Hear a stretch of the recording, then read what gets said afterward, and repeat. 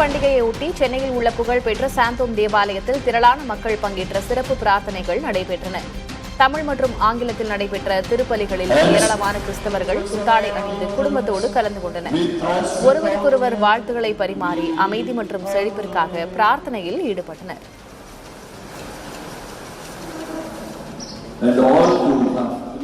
ஜாலியான டே எங்களுக்கு. எங்களோட ஜீசஸ் பிறந்த நாள் இன்னைக்கு. ஸோ நாங்கள் ரொம்ப சந்தோஷமாக இங்கே வந்து சர்ச்சுக்கு வந்திருக்கோம். The mass was great. The overall celebration feels really good and cool.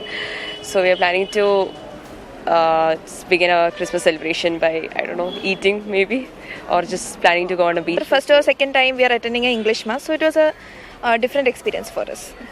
Christmas செலிப்ரேஷனுக்கு வந்து எப்படின்னா நாங்கள் எல்லா ஃபேமிலி ஃப்ரெண்ட்ஸ்லாம் மீட் பண்ணுவோம். இன்றைக்கி தான் மெயின், எங்களுக்கு கிறிஸ்மஸ் தான் கிறிஸ்டியன்ஸுக்கு ரொம்ப மெயின். ஸோ எல்லாம் ஹாப்பியாக வெளியே போகிறது, செலிப்ரேட் பண்ணுறது இருக்கும், கேக் கட்டிங் அந்த மாதிரி.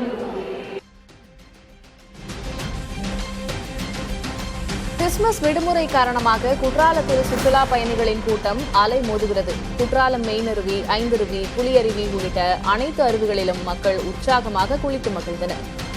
சபரிமலை சீசன் என்பதால் ஐயப்ப பக்தர்களின் வருகையும் கணிசமாக அதிகரித்துள்ளது. இன்று முதல் ஜனவரி 4ஆம் தேதி வரை பள்ளிகளுக்கு விடுமுறை என்பதால் கூட்டம் மேலும் அதிகரிக்க வாய்ப்பு உள்ளது. சுற்றுலா பயணிகளின் வருகையால் அப்பகுதி வியாபாரிகள் மிகுந்த மகிழ்ச்சியில் உள்ளனர்.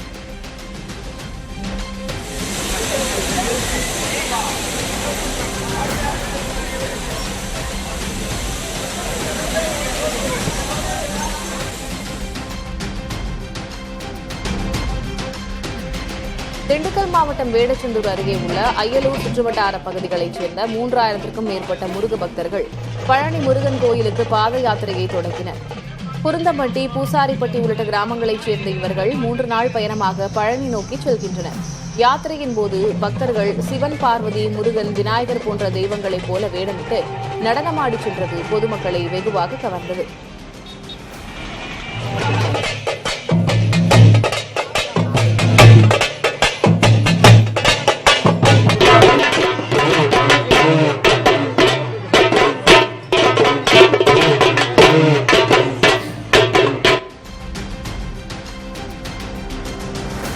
கிறிஸ்துமஸ் அரையாண்டு விடுமுறை மற்றும் மார்கழி சஷ்டியை முன்னிட்டு திருச்செந்தூர் முருகன் கோவிலில் ஆயிரக்கணக்கான பக்தர்கள் குவிந்தனர். அதிகாலை 3 மணிக்கே நடை திறக்கப்பட்டு சிறப்பு பூஜைகள் நடைபெற்றன. கடலில் புனித நீராடிய பக்தர்கள் பொது மற்றும் கட்டண தரிசன வரிசைகளில் சுமார் 5 மணி நேரத்திற்கு மேலாக காத்திருந்து தெய்வ வழிபாடு செய்தனர். கடற்கரை மற்றும் நாடிக்கிணறு பகுதிகளில் கூட்டம் அலைமோதியது.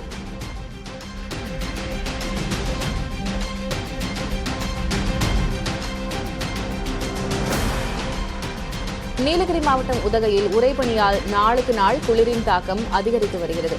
இன்று காலை அரசு தாவரவியல் பூங்கா பகுதியில் -2.9 டிகிரி செல்சியஸ் வெப்பநிலை பதிவாகியது. கலைகுந்தா, அவலாஞ்சி உள்ளிட்ட புறநகர் பகுதிகளில் உறைபனி கொட்டி புல்வெளிகள் வெள்ளை கம்பளம் போர்த்தியது போல காட்சியளித்தன. இதனை சுற்றுலா பயணிகள் உற்சாகமாக ரசித்து வருகின்றனர். இதற்கிடையே கிறிஸ்துமஸ் மற்றும் புத்தாண்டு விடுமுறை கூட்ட நெரிசலை தவிர்க்க இன்று முதல் ஜனவரி 5ஆம் தேதி வரை உதகையில் போக்குவரத்து மாற்றங்கள் செய்யப்பட்டு உள்ளதாக மாவட்ட காவல்துறை அறிவித்துள்ளது.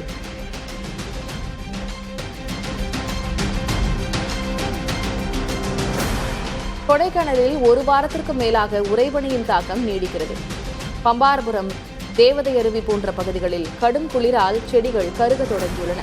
அதிகாலையில் நிலவும் கடும் குளிரையும் மீறி கோக்கர்ஸ் பள்ளத்தாக்கில் குவியும் சுற்றுலா பயணிகள் அங்கிருந்து தெரியும் கடல் போல காட்சியளிக்கும் மேகக்கூட்டங்களின் அழகை ரசித்து புகைப்படங்கள் எடுத்து மகிழ்கின்றனர். சேலம் சீலநாயக்கன்பட்டி அருகே எருமாபாளையம் ஊத்துமலை அடிவாரத்தில் உள்ள ஊதுபத்தி ஆலையில் பயங்கர தீ விபத்து ஏற்பட்டது. சுமார் 7000 சதுர அடியில் இயங்கி வரும் இந்த ஆலையில் உலர வைக்கும் இயந்திரத்தில் ஏற்பட்ட மின்கசிவு காரணமாக தீப்பிடித்தது. 5 தீயணைப்பு வாகனங்கள் 3 மணி நேரம் போராடி தீயை கட்டுப்படுத்தின. அதிகாலை நேரம் என்பதால் 40க்கும் மேற்பட்ட தொழிலாளர்கள் உயிர் தப்பினர். இந்த விபத்தில் 50 லட்சம் ரூபாய் மதிப்பிலான மூலப்பொருட்கள் மற்றும் இயந்திரங்கள் எரிந்து சாம்பலாகின.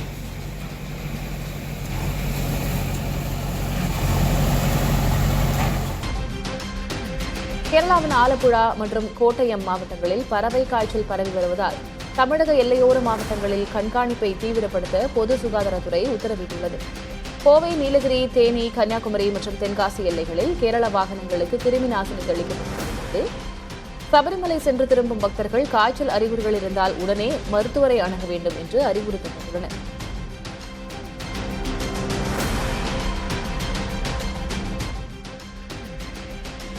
கேரளாவில் பறவை காய்ச்சல் உறுதி செய்யப்பட்டிருக்கும் நிலையில் நாமக்கல் கோழி பண்ணைகளில் நோய் தடுப்பு நடவடிக்கைகள் தீவிரப்படுத்தப்பட்டுள்ளன. கேரளாவுக்கு சென்று வரும் வாகனங்கள் மற்றும் முட்டை அட்டைகளுக்கு கிருமிநாசினி தெளித்த பிறகே பண்ணைக்குள் அனுமதிக்கப்படுகின்றன. பண்ணைகளில் உயிரி தொழில்நுட்ப முறைகள் முறையாக பின்பற்றப்படுவதால் தமிழகத்தில் பறவை காய்ச்சல் பரவ வாய்ப்பு இல்லை என பண்ணையாளர்கள் உறுதியளித்துள்ளனர்.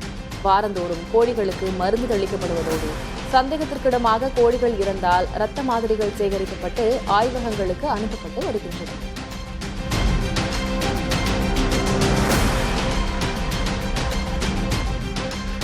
கோவை மாவட்டம் வால்பாறை நகரில் குடியிருப்பு பகுதிக்குள் புகுந்த சிறுத்தை ஒன்று வீட்டில் வளர்க்கப்பட்ட நாயை வேட்டையாடிய சம்பவம் பெரும் பரபரப்பை ஏற்படுத்தியுள்ளது. பள்ளிவாசல் அருகே வசிக்கும் சரவணன் என்பவர் வளர்த்து வந்த 2 வயது நாயை சிறுத்தை வேட்டையாடியுள்ளது. ஏற்கனவே இப்பகுதியில் ஆடு மாடுகளை சிறுத்தைகள் தாக்கி வரும் நிலையில் மனித உயிர்களுக்கு ஆபத்து ஏற்படும் முன் சிறுத்தையை கூண்டு வைத்து பிடிக்க வேண்டும் என மக்கள் கோரிக்கை விடுத்துள்ளனர். கிருஷ்ணகிரி அருகே சுண்டம்பட்டி கிராமத்தில் கிறிஸ்துமஸ் கொண்டாட்டத்திற்கு தேவாலயம் சென்றவர்களின் வீடுகளை குறிவைத்து கொள்ளையடிக்கப்பட்ட சம்பவம் அதிர்ச்சியை ஏற்படுத்தியுள்ளது. அடுத்தடுத்து வீடுகளின் பூட்டை உடைத்த கொள்ளையர்கள் 30 சவரன் நகை, 1 கிலோ வெள்ளி மற்றும் 2 லட்சம் ரூபாய் பணத்தை திருடிச் சென்றனர். சிசிடிவி கேமராக்களை திருப்பி வைத்து அதன் ஹார்ட் டிஸ்கையும் எடுத்துச் சென்றுள்ளனர்.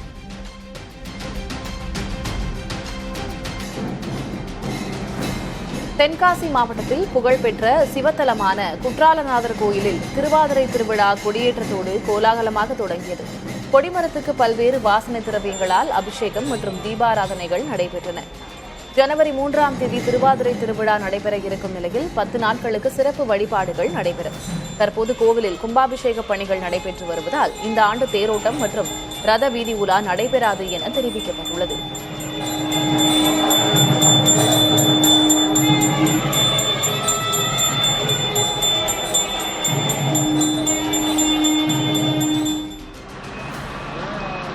கோவை சரவணம்பட்டி பகுதியில் அத்திக்கடவு குடிநீர் திட்ட குழாய் உடைந்து சாலையில் தண்ணீர் பெருக்கெடுத்தோடியதால் பொதுமக்கள் அவதிக்குள்ளாகினர். கோவை சரவணம்பட்டி சாலையில் அத்திக்கடவு கூட்டு குடிநீர் திட்ட குழாயில் இன்று அதிகாலை திடீரென உடைப்பு ஏற்பட்டது. இதனால் சாலையில் பெருக்கெடுத்தோடிய தண்ணீரால் வாகன ஓட்டிகள் சிரமத்திற்கு ஆளாகினர். இதையடுத்து அந்த குழாயில் தண்ணீர் நிறுத்தப்பட்டு உடைப்பை சரி செய்யும் பணிகள் நடைபெற்றன.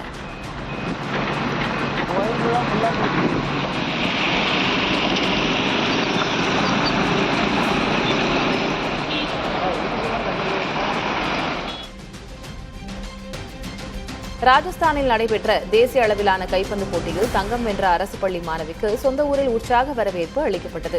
திருப்பத்தூர் மாவட்டம் புதுப்பேட்டை அரசு பெண்கள் மேல்நிலைப் பள்ளியில் 12ஆம் வகுப்பு படிக்கும் மோனிஷா ராஜஸ்தானில் நடைபெற்ற அகில இந்திய ஜூனியர் கைப்பந்தாட்ட போட்டியில் தங்கப்பதக்கம் வென்றார். தமிழக அணியில் பங்கேற்று வெற்றி வாகை சூடிய மோனிஷாவுக்கு அவரது சொந்த ஊர் மக்கள் மேளதாளங்களோடு உற்சாக வரவேற்பு அளித்தனர். பட்டாசுகள் வெடித்தும் மாலைகள் அணிவித்தும் மகிழ்ச்சியை பகிர்ந்து கொண்டனர்.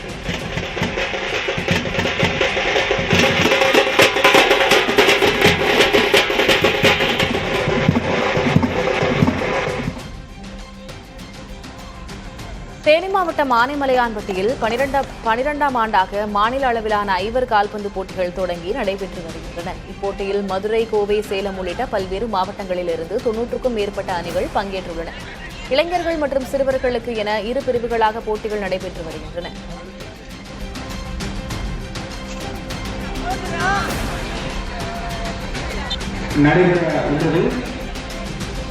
இந்த போட்டிக்கு பரிசினை வழங்கக்கூடிய நபர்கள் முதல் பரிசினை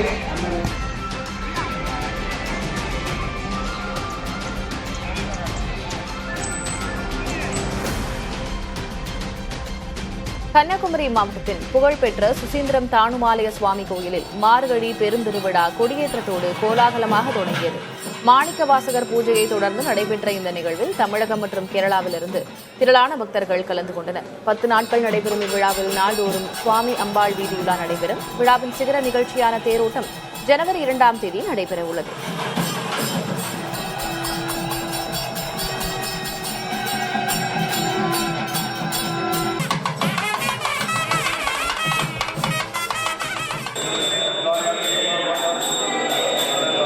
நெல்லையில் உள்ள நெல்லையப்பர் கோயிலில் ஆருத்ரா தரிசன திருவிழா இன்று காலை கொடியேற்றத்தோடு தொடங்கியது. அதிகாலையில் சுவாமி மற்றும் அம்பாளுக்கு சிறப்பு பூஜைகள் நடத்தப்பட்டன. பின்னர் சன்னதி முன்புள்ள கொடிமரத்தில் முறைப்படி கொடியேற்றப்பட்டு மகா தீபாராதனை நடைபெற்றது. இவ்விழாவில் திரளான பொதுமக்கள் கலந்து கொண்டு தரிசனம் செய்தனர். 10 நாட்கள் நடைபெறும் இத்திருவிழாவின் 6ஆம் நாளில் திருக்கல்யாணமும் 10ஆம் நாளான ஆருத்ரா தரிசன தினத்தன்று தாமிர சபையில் நடராஜர் திருநடன காட்சியும் நடைபெற உள்ளது.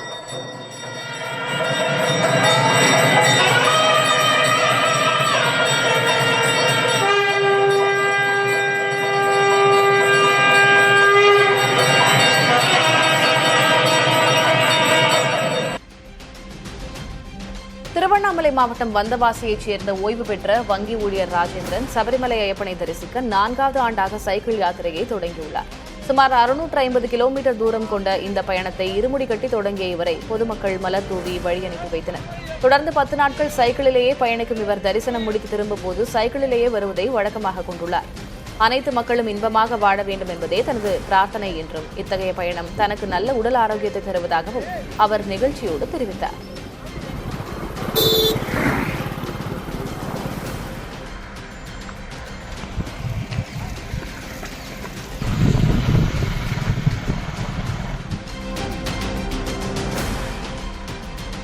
சேலம் மாவட்டம் ஓமலூரை அடுத்த தாரமங்கலம் பவளத்தானூர் ஏரியைச் சூழ்ந்துள்ள ஆகாய தாமரைகளை அகற்ற வேண்டும் என்ற கோரிக்கை எழுந்துள்ளது. இந்த ஏரி காவிரி உபரிநீரால் நிரப்பப்படும் 100 ஏரிகள் இணைப்பு திட்டத்தின் கீழ் உள்ளது.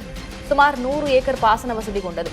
இந்த ஏரியில் படர்ந்துள்ள ஆகாய தாமரைகள் பற்றி கவனத்திற்கு கொண்டு சென்றபோது உரிய நடவடிக்கை எடுப்பதாக அதிகாரிகள் உறுதியளித்துள்ளனர்.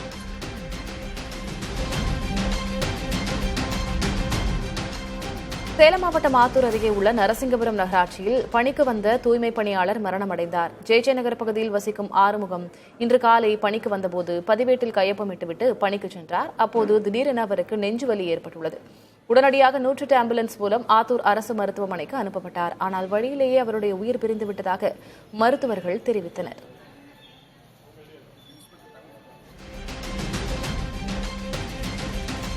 தாம்பரம் செங்கல்பட்டு இடையே 4வது புதிய ரயில் பாதை அமையும் போது 25 ரயில்கள் கூடுதலாக இயக்க முடியும் என சென்னை ரயில் கோட்ட மேலாளர் சைலேந்திர சிங் தெரிவித்துள்ளார். தாம்பரம் செங்கல்பட்டு இடையே புதிய ரயில் பாதை அமைக்க 713 கோடி ரூபாய் ரயில்வே வாரியம் ஒதுக்கீடு செய்துள்ளதாகவும் இந்த பாதை பயன்பாட்டிற்கு வரும்போது கூடுதலாக 25 ரயில்கள் இயக்கப்படுவது மட்டுமல்லாமல் மேலும் புறநகர் மின்சார ரயில்களும் தேவைக்கு ஏற்ப இயக்க நடவடிக்கை எடுக்கப்படும் எனவும் ரயில் கோட்ட மேலாளர் கூறியுள்ளார்.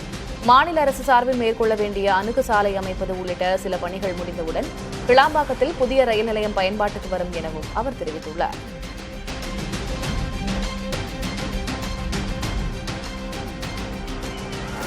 உலக புகழ் பெற்ற சிதம்பரம் நடராஜர் கோயிலில் மார்கழி ஆருத்ரா தரிசன விழா கொடியேற்றத்தோடு கோலாகலமாக தொடங்கியது. இதில் திரளான பக்தர்கள் கலந்து கொண்டு வழிபாடு செய்தனர். 11 நாட்கள் நடைபெறும் இவ்விழாவில் தினமும் பஞ்சமூர்த்திகள் வீதியுலா நடைபெறும். முக்கிய நிகழ்வாக ஜனவரி 2ஆம் தேதி தேரோட்டமும் சிகர நிகழ்ச்சியான ஜனவரி 3ஆம் தேதி ஆருத்ரா தரிசனமும் நடைபெற உள்ளது. மூலவரே வீதி உலா வரும் சிறப்பை காண ஆயிரக்கணக்கான பக்தர்கள் சிதம்பரத்தில் குவிந்துள்ளனர்.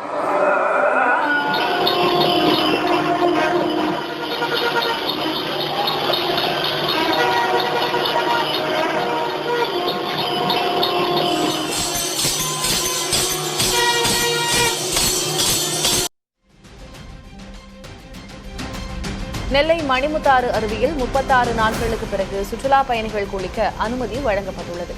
கடந்த மாதம் 19ஆம் தேதி ஏற்பட்ட திடீர் வெள்ளப்பெருக்கு காரணமாக பாதுகாப்பு கருதி வனத்துறை இந்த தடையை விதித்திருந்தது. தற்போது நீர்வரத்து சீரான நிலைக்கு திரும்பியிருப்பதால் தேவையான பாதுகாப்பு ஏற்பாடுகளோடு சுற்றுலா பயணிகள் அனுமதிக்கப்படும்.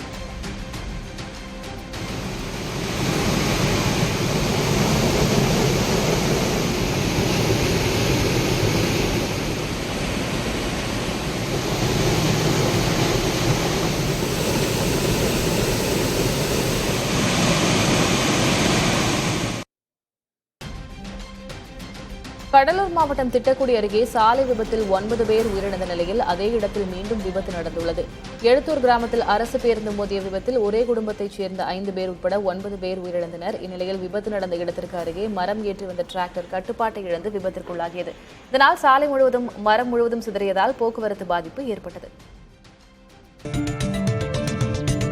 2024ஆம் ஆண்டில் நடத்தப்பட்ட 10ஆம் வகுப்பு 12ஆம் வகுப்பு பொதுத் தேர்வில் நாடு முழுவதும் சுமார் 50 லட்சம் மாணவர்கள் தோல்வியடைந்துள்ளனர் என்று பள்ளிக்கல்வி மற்றும் எழுத்தறிவுத்துறை செயலர் சஞ்சய்குமார் தெரிவித்துள்ளார். 10ஆம் வகுப்பில் 26 லட்சம் பேரும் 12ஆம் வகுப்பில் தேர்வெழுதிய 30 விழுக்காடு மாணவர்களும் தேர்ச்சி பெறவில்லை என்பது குறிப்பிடத்தக்கது.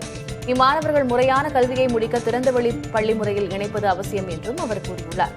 மத்திய கல்வி அமைச்சகத்தின் ஆளுகைக்கு உட்பட்ட தேசிய திறந்தவெளி கல்வி மையத்தில் பள்ளிக் கல்வியை நிறைவு செய்வது அங்கீகரிக்கப்பட்ட கல்வி வாரியங்களின் கீழ் பள்ளிக் கல்வியை முடிப்பதற்கு இணையான மதிப்பை கொண்டது என அவர் தெரிவித்தார். டெல்லியில் நடைபெற்ற கிறிஸ்துமஸ் விழாவில் பிரதமர் நரேந்திர மோடி பங்கேற்றார். மீட்பர் தேவாலயத்தில் நடைபெற்ற நிகழ்வில் பிரார்த்தனையும் மேற்கொண்டார். பிரதமர் பாடல்களையும் பாடினார். பிரதமர் மோடிக்காக டெல்லி பேராயர் பால் ஸ்வரூப் சிறப்பு பிரார்த்தனை மேற்கொண்டார். முன்னதாக பிரதமர் கிறிஸ்துமஸ் வாழ்த்துச் செய்தியும் வெளியிட்டிருந்தார். இயேசு கிறிஸ்துவின் போதனைகள் சமூகத்தில் நல்லிணக்கம் ஏற்படுத்த தொடர்ந்து உதவும் என்றும் நம்பிக்கை தெரிவித்திருந்தார். கடந்த 2023ஆம் ஆண்டு ஈஸ்டர் விழாவிலும் பங்கேற்றிருந்த பிரதமர் அந்த ஆண்டு தன் இல்லத்தில் கிறிஸ்துமஸ் விழாவையும் நடத்தியிருந்தார். கடந்த ஆண்டு மத்திய அமைச்சர் ஜார்ஜ் குரியன் வீட்டில் கிறிஸ்துமஸ் விருந்திலும் கத்தோலிக்க பேராயர்கள் அமைப்பு நடத்திய விழாவிலும் பிரதமர் பங்கேற்றிருந்தார்.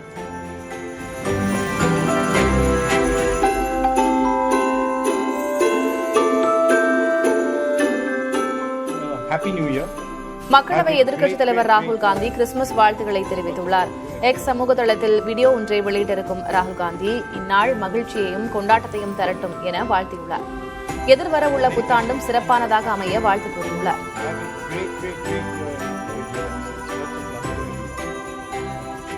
Merry Christmas and a Happy New Year. Have a great year in 2026. Lots of love to everybody. Thank you.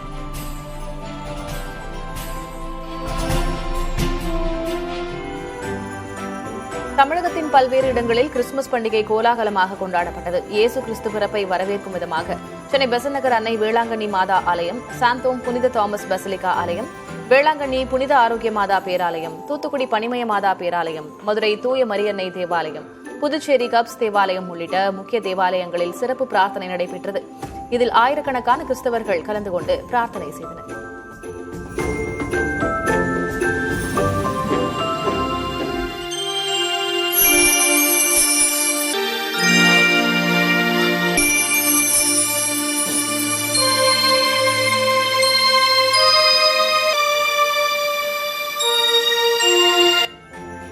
Christmas பண்டிகையொட்டி தமிழகம் முழுவதும் தேவாலயங்களில் நடைபெற்ற சிறப்பு பிரார்த்தனையில் ஏராளமானோர் கலந்து கொண்டனர்.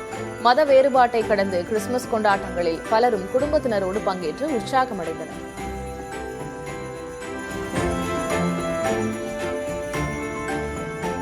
அதான் சர்ச் வரும் அப்படின்னா வருஷத்தில் கண்டிப்பாக கிறிஸ்மஸ் நியூ இயர் கண்டிப்பாக கம்பல்சரி சர்ச்சுக்கு வந்துடுவோம். ஸோ அப்படி இருக்கும்போது ரொம்ப ஹாப்பியாக தான் இருக்குது. கடவுள்கிட்ட வந்து மற்றவங்களுக்காக ப்ரே பண்ணாதானே நம்ம நல்லா இருக்க முடியும். எல்லாத்தையுமே ப்ரே பண்ண வேண்டியதான். வேற ரிலீஜன்ல இருந்தாலும் கிறிஸ்மஸ் அன்னைக்கு எல்லாரும் சர்ச்சுக்கு வந்து ஒன்றா சேர்ந்து எல்லாத்தையும் செலிப்ரேட் பண்ணுறாங்க. ஸோ முக்கியமாக மதுரையில் வந்து எல்லாரோட யூனிட்டியை வந்து இது வந்து பிரதிபலிக்குது. ஸோ 2026 எல்லாருக்கும் வந்து ஒரு பீஸ்ஃபுல்லான இயராக வந்து அமையும். கிறிஸ்மஸ்னாலே எல்லாருக்கும் பொதுவான விஷயம் தான். அது வந்து எல்லாரும் ஃப்ரெண்ட்ஸோட ஃபேமிலிஸோட வந்தாலே ஜாலியாக இருந்துச்சு. அதே மாதிரி போலீஸ் பாதுகாப்பு எல்லாமே கரெக்டாக இருக்கு. டேஸில் வந்து ப்ரேயர் பண்ணுவோம் அப்பயும் சின்சியராக. இன்னைக்கு வந்து ஸ்பெஷல், ஜீசஸ் பிறந்தனால இன்னைக்கு வந்து நான் டீப்பாக வச்சிருக்கிற ஹாப்பினஸ் சாரோஸ் அதெல்லாம் நான் எக்ஸ்ட்ராவாக ஷேர் பண்ணுவேன். கேக்ஸ் கொடுப்போம், அப்புறம் யார் யாருக்கு என்னென்னலாம் பிடிக்குமோ அதெல்லாம் நாங்கள் எங்கள் வீட்டில் செஞ்சு கொடுப்போம். எங்கள் அப்பார்ட்மெண்ட் இருக்கும், நல்ல நான்வெஜ் இருக்கும். Every non veg will be there. Biryani எல்லாமே இருக்கும், எல்லாமே சீ ஃபுட் ஃபிஷ் எல்லாமே இருக்கும். ஹாஸ்பிட்டல்லேருந்து வந்திருக்கோம். எப்போதும் வருஷம் இங்கே வருவோம். இந்த சர்ச்சுக்கு ரொம்ப ஸ்பெஷலாக இருக்கும், நல்லா டெக்கரேட் பண்ணியிருப்பாங்க. அது இல்லாமல் நிறைய அவுட் சைடர்ஸ் நிறைய பேர் இங்கே வந்து செலிப்ரேட் பண்ணுவாங்க. இப்போ வந்து நாங்கள் எங்கள் ஃப்ரெண்ட்ஸோட வந்திருக்கோம், ஃப்ரெண்ட்ஸ் அண்ட் ஃபேமிலி மெம்பர்ஸோட வந்திருக்கோம். கிறிஸ்துமஸ் விழாவையொட்டி வேளாங்கண்ணியில் 400 அடி நீளம் 6 அடி அகலத்தில் 1,16,000 மின் விளக்குகளை கொண்டு பிரம்மாண்ட பந்தல் அமைக்கப்பட்டுள்ளது. மேலும் தியான மண்டபம் வாசலில் 55 அடி உயரம் 30 அடி அகலத்தில் கிறிஸ்துமஸ் டவர் அமைக்கப்பட்டுள்ளது. பேராலயம் முழுவதும் மின் விளக்குகளால் அலங்கரிக்கப்பட்டு மின் ஒளியில் ஜொலிக்கிறது.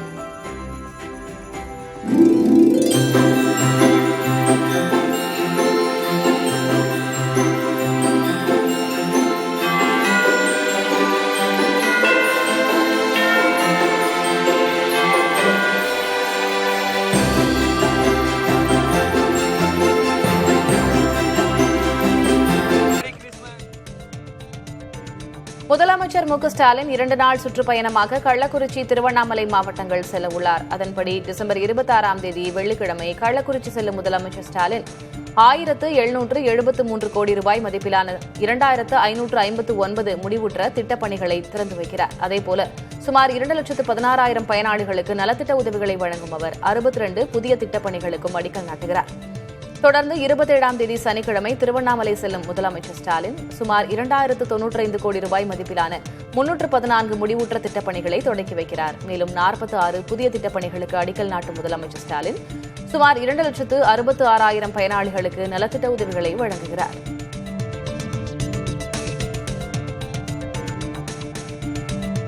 அதிமுக தொண்டர்கள் உரிமை மீட்புக் கழக மாவட்ட செயலாளர்கள் பெரும்பாலும் தங்களுடன் கூட்டணி வைக்க விரும்புவதாக தாவேகா தலைமை ஒருங்கிணைப்பாளர் செங்கோட்டையன் தெரிவித்துள்ளார்.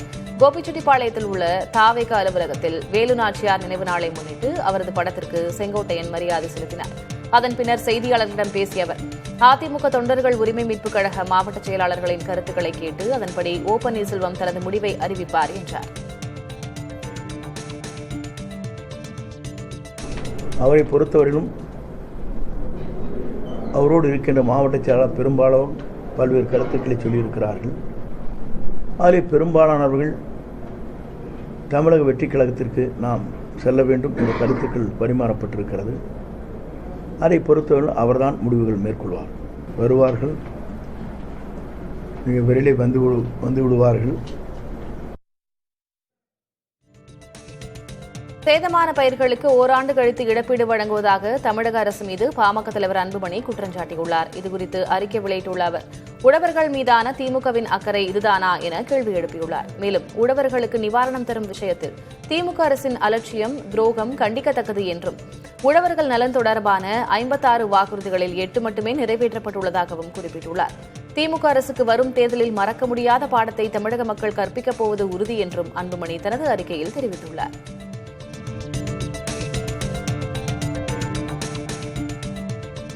முன்னாள் பிரதமர் வாஜ்பாயின் 101வது பிறந்த நாளையொட்டி அவரது நினைவிடத்தில் நடைபெற்ற நிகழ்ச்சியில் குடியரசுத் தலைவர் திரௌபதி முர்மு, குடியரசு துணைத் தலைவர் சி பி ராதாகிருஷ்ணன், பிரதமர் மோடி ஆகியோர் பங்கேற்றனர். மக்களவை சபாநாயகர் ஓம் பிர்லா, மத்திய அமைச்சர்கள் நட்டா, நிர்மலா சீதாராமன், டெல்லி முதல்வர் ரேகா குப்தா, பாஜக செயல் தலைவர் நிதின் நபீன் ஆகியோரும் இந்நிகழ்வில் பங்கேற்றனர். 1924ஆம் ஆண்டு குவாலியரில் பிறந்த வாஜ்பாய் 2018ஆம் ஆண்டு காலமானார். வாஜ்பாயுடைய பிறந்த நாளை சிறந்த நிர்வாகத்திற்கான நாளாக மத்திய அரசு கடைபிடித்து வருகிறது.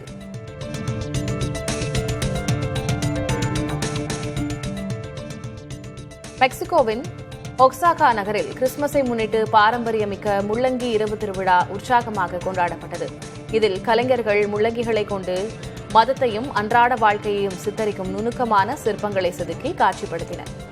16ஆம் நூற்றாண்டில் ஸ்பானியர்களால் மெக்சிகோவில் முள்ளங்கி அறிமுகப்படுத்தப்பட்ட போது தொடங்கிய இந்த வினோத பாரம்பரியம் தற்போது ஒரு வண்ணமயமான திருவிழாவாக மாறியுள்ளது. கலைஞர்கள் வேதிப்பொருட்கள் அற்ற இயற்கை பொருட்களை மட்டுமே பயன்படுத்தி தங்களின் கைவண்ணத்தை காட்ட வேண்டும் என்பது குறிப்பிடத்தக்கது. இந்த கலைப்படைப்புகளை காண ஆயிரக்கணக்கான மக்கள் திரண்டனர்.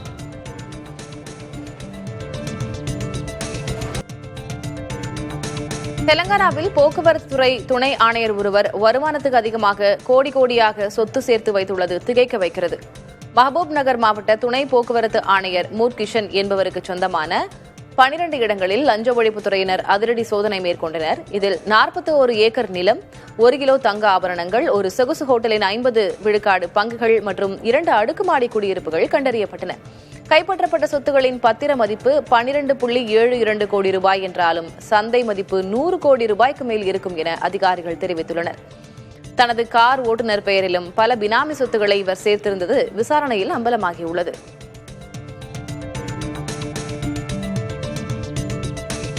உத்தரப்பிரதேச மாநிலம் ரேபரேலி அருகே சிகரெட் வாங்குவதற்காக ரயிலை லோகோ பைலட் நிறுத்திச் சென்றதாக கூறப்படும் வீடியோ சமூக வலைதளங்களில் அதிகம் பகிரப்பட்டு வருகிறது.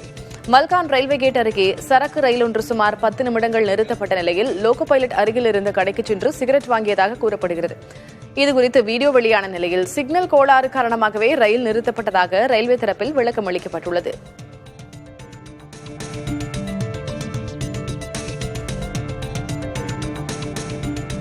மகாராஷ்டிர மாநிலம் நவி மும்பை சர்வதேச விமான நிலையத்தின் செயல்பாடுகள் தொடங்குவதை முன்னிட்டு 1515 ட்ரோன்களை கொண்டு கண்கவர் காட்சி அரங்கேற்றப்பட்டது. இதில் விமான நிலைய லட்சணை, தாமரை மலர், பசுமை விமான நிலையம் போன்றவை ட்ரோன் மூலம் முப்பரிமாண வடிவத்தில் காண்பிக்கப்பட்டன. இந்தியாவின் எழுச்சி என்ற கருப்பொருளில் நடைபெற்ற இந்த ட்ரோன் கண்காட்சி அனைவரது கவனத்தையும் ஈர்த்தது. சென்னை சென்ட்ரல் ரயில்வே நிலையத்திலிருந்து விஸ்வ இந்து பரிஷத்தின் ஆண்டாள் பக்தர்கள் பேரவை சார்பாக 6 நாள் ஆன்மீக சுற்றுலா பயணமாக காசிக்கு சிறப்பு ரயில் புறப்பட்டுச் சென்றது. பாஜக மூத்த தலைவர்கள் H. ராஜா, தமிழிசை சவுந்தரராஜன், பொன் ராதாகிருஷ்ணன் சிறப்பு ரயில் பயணத்தை தொடக்கி வைத்தனர். இந்த ரயில் அயோத்தி, காசி உள்ளிட்ட முக்கிய ஆன்மீக தலங்களுக்கு சென்றுவிட்டு 30ஆம் தேதி மீண்டும் சென்னை வந்தடைகிறது. இந்த நிகழ்ச்சியில் பங்கேற்ற பிறகு செய்தியாளர்களிடம் பேசிய தமிழிசை சவுந்தரராஜன், வாக்குகளை பெறவே திமுகவினர் வருகின்றனர் என்பதை சிறுபான்மையினர் புரிந்து கொள்ள வேண்டும் என கூறினார். பைபிளை எல்லாரும் கும்பிடுவதற்கு பதிலாக உங்கள் கொள்கையோடு சேர்த்துக் கொள்கிறீர்கள் என்றால் ஓட்டுக்காக மட்டுமே நீங்கள் ஓட்டிக் கொண்டிருக்கிறீர்கள் என்று நன்றாக தெரிகிறது. பக்திக்காக வரலங்க. உதயநிதியால் சரி, முதலமைச்சரால் சரி, பக்திக்காக வரல, ஓட்டுக்காக வராங்க என்பதை சிறுபான்மை மக்களும் புரிந்து கொள்ள வேண்டும். முன்னாள் முதல்வர் ஓ பன்னீர்செல்வம் குறித்த கேள்விக்கு அவர் விரைவில் நல்ல முடிவு எடுப்பார் என தாவேக நிர்வாக குழு தலைமை ஒருங்கிணைப்பாளர் செங்கோட்டையன் பதிலளித்துள்ளார். கோவையில் செய்தியாளர்களிடம் பேசிய அவர், பொங்கலுக்கு பிறகு ஒரு திருப்பு முனையை பார்க்கலாம் என்று கூறினார். மலேசிய பயணத்துக்கு பிறகு விஜயின் அடுத்த கட்ட தேர்தல் பரப்புரை பயண திட்டம் அறிவிக்கப்படும் என்றும் அவர் தெரிவித்தார்.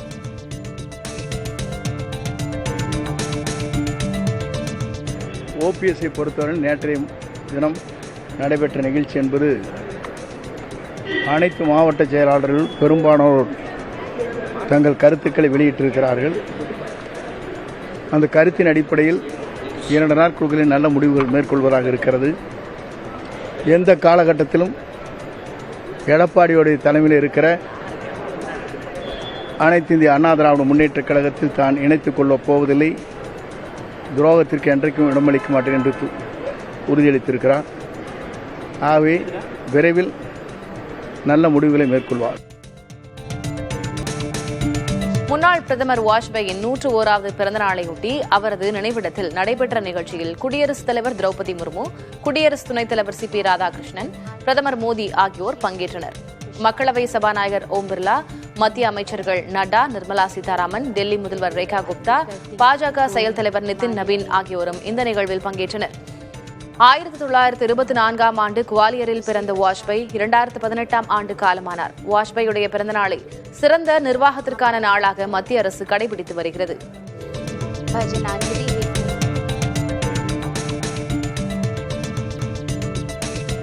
இந்தியாவின் 9 முக்கிய நகரங்களில் கடந்த அக்டோபர் முதல் டிசம்பர் வரையிலான காலகட்டத்தில் வீடுகள் விற்பனை 16 விழுக்காடு சரிவை சந்தித்துள்ளது. ப்ராப் ஈக்விட்டி நிறுவனம் வெளியிட்டுள்ள இந்த ஆய்வின்படி கடந்த ஆண்டு இதே காலத்தில் விற்பனையான வீடுகளின் எண்ணிக்கையை விட தற்போது விற்பனை பெருமளவு குறைந்திருப்பது தெரியவந்துள்ளது. குறிப்பாக புனே நகரில் 31 விழுக்காடும், தானேவில் 26 விழுக்காடும், மும்பையில் 25 விழுக்காடும் விற்பனை பாதிக்கப்பட்டுள்ளது. இதற்கு முக்கிய காரணமாக நடுத்தர மற்றும் ஏழை மக்களுக்கான வீடுகள் குறைந்து விலையுயர்ந்த சொகுசு வீடுகளின் பக்கம் கட்டுமான நிறுவனங்கள் கவனம் செலுத்துவது கூறப்படுகிறது. இருப்பினும் நவி மும்பை மற்றும் டெல்லி NCR பகுதிகளில் விற்பனை ஓரளவுக்கு அதிகரித்துள்ளது.